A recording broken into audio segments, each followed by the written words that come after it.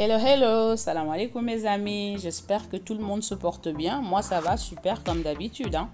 Aujourd'hui j'ai décidé de mettre à l'honneur l'une de mes créations, un assaisonnement pour chep, paella, fried rice, jollof rice et tout ce qui est riz cantonais, etc. Donc là je vous propose aujourd'hui de réaliser une fried rice avec des saucisses de volaille. Franchement, une pure merveille. Sans plus tarder, suivez-moi dans ma cuisine pour connaître la recette et la réaliser avec moi. Let's go!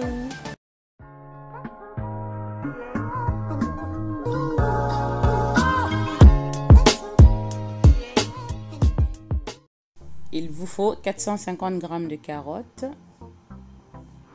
2 oignons, 300 g de poivrons, petits pois, maïs, saucisses de volaille, riz 3 saveurs ou riz long complet, assaisonnement pour chep, paella, coulis de tomates, bouillon de légumes nature, de la douce marquette, de l'huile. Mettez l'huile dans une casserole, faites-le chauffer 5 minutes. Ensuite, ajoutez-y les oignons.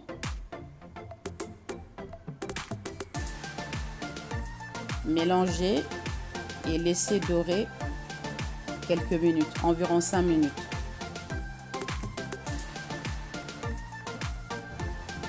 Ensuite, ajoutez les carottes coupées en rondelles.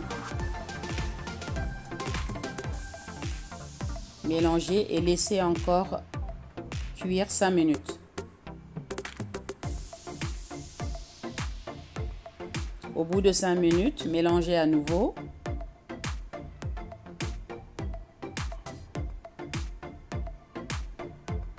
Incorporez le riz, bien lavé. Il faut vraiment bien laver le riz jusqu'à ce que l'eau de lavage devienne claire.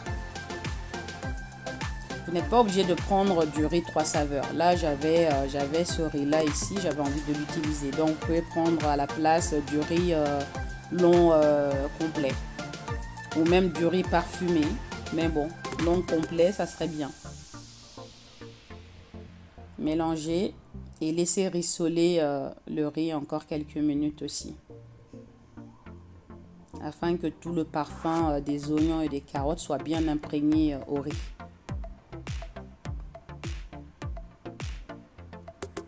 Mélangez à nouveau au bout de 5 minutes.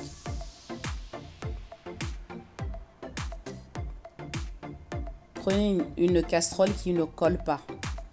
Sinon, votre riz va être très collante et ça va brûler.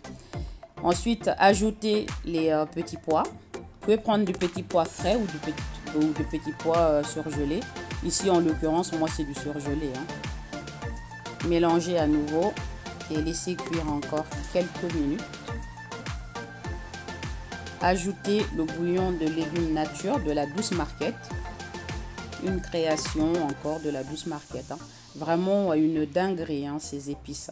Ça remplace vos cubes Maggi, vos fonds de veau qui sont industriels, qui nous empoisonnent la vie avec tout ce que ça comporte. Colorants, additifs et j'en passe. Donc franchement, optez pour le naturel. Notre santé est très importante. Là, on va ajouter l'ingrédient magique. Vraiment, je mets l'accent sur cet ingrédient-là, sur cette épice-là. Comme c'est du riz frit, genre paella ou chep, et bien là, je mets mon assaisonnement pour chep, pour paella. Ça donne un goût, mais vous ne pouvez même pas imaginer. C'est excellent. Vous n'avez besoin de rien ajouter. Mélangez et laissez cuire encore 5 minutes. Ensuite, ajoutez un peu de sel. Faites attention parce que entre le bouillon qui est déjà salé et l'assaisonnement pour chep qui est salé, ne mettez pas trop de sel.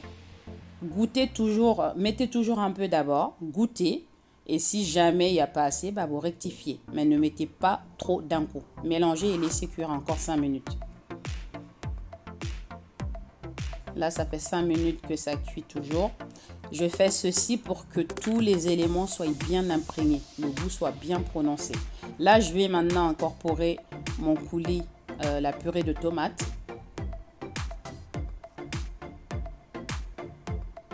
Je mélange un peu.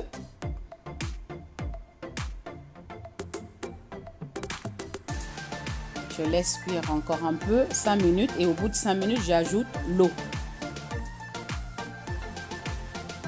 L'eau de cuisson.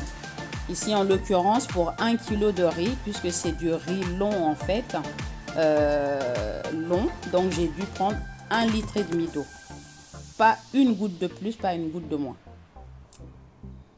Donc là, vous voyez à mi-cuisson, je mélange pour éviter que ça ne colle en dessous. Ici, franchement, j'ai pris une casserole qui ne colle pas, donc ça va. Mais si c'est une casserole qui colle, faites vraiment attention, ne mettez pas le feu trop vif. Maintenant, nous allons laisser cuire le riz jusqu'à évaporation complète de l'eau de cuisson. Là, il reste encore un peu d'eau. J'ajoute les maïs. Ensuite, le poivron. Une fois de plus, soit du poivron surgelé ou du poivron frais, comme vous le souhaitez. Là, j'incorpore également les saucisses de volaille que j'ai coupées grossièrement. Vous pouvez remplacer par des blancs de dinde, par de la viande, comme vous voulez. Moi, j'ai voulu le faire vraiment avec des saucisses. Halal, car je ne mange pas de porc.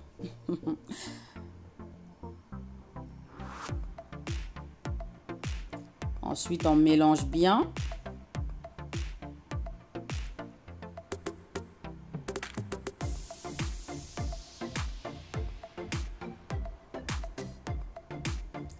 Là, nous allons maintenant couvrir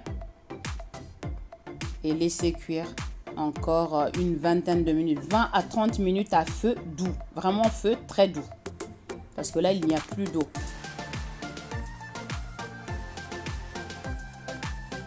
Tadam! Au bout de 30 minutes, voilà ce que ça donne. Notre riz est fin prêt à être dégusté.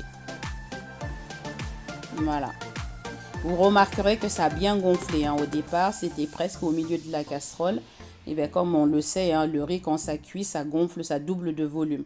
Donc là, pour 1 kg de riz, ma marmite est pleine. Et c'est quelque chose qu'on peut conserver dans le réfrigérateur pendant quelques jours, bien couvert, ou dans le congélateur, une fois de plus dans des tupperwares pendant des mois, sans problème. Donc nous allons passer au dressage et à la dégustation, la partie que je préfère. À tout de suite.